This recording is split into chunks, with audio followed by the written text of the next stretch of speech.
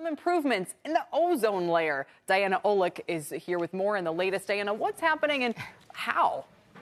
Well, Kelly, the United Nations announcing that the ozone layer will, in fact, be healed in 43 years. And that's thanks to the Montreal Protocol back in 1987, when literally every nation in the world agreed to stop producing what they called chlorofluorocarbons, if I said that right. This is chlorine and bromine that were commonly used in aerosols and refrigerants. So great news for the ozone layer.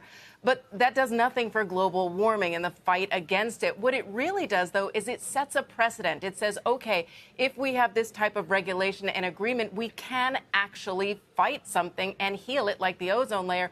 We need to do more when it comes to global warming.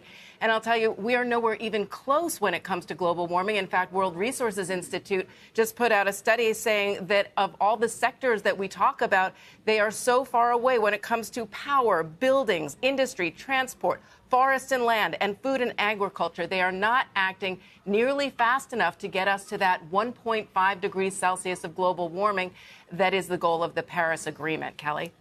I guess the positive thing here is the proof, I suppose, if you can call it that enlightened policy can cause change in the environment. So that if you take what was done with the Montreal Accords or the Montreal Protocols and apply a similar model to addressing greenhouse gases and global warming, you could have a similar result, right? Exactly. And that's what we're talking about. The issue, though, is that, we saw a lot of progress at COP26 and again at COP27, but not nearly enough to get us there. And, we talk about all kinds of technology and solar issues and a lot about the solar industry. And I want to use that as an example, because when you look at how far solar has come, for example, from 2019 to 21, solar generation grew by 47% and wind by 31%.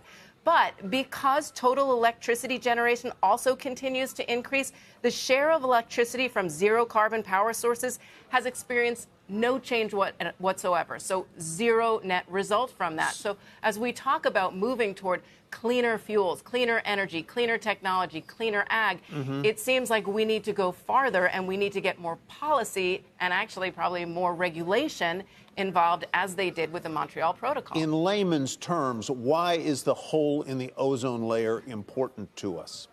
Well, it's important because I'm not a scientist on this, but from what I've read, look, it is protective and it has to do with heating, et cetera, from the atmosphere. But again, it is not global warming and it's not directly correlated to the fight against global warming. So we really need to put the focus there when it comes to global greenhouse gas emissions. That is what is coming from the earth, not necessarily protecting whether it's, from the sun, et cetera, or greenhouse emissions going up into the ozone layer. It's really that we need to reduce our own emissions here on Earth, because that is what is warming us. And at the same time, Diana, we have all this chaos out in California. What can you tell us there about the climate conditions?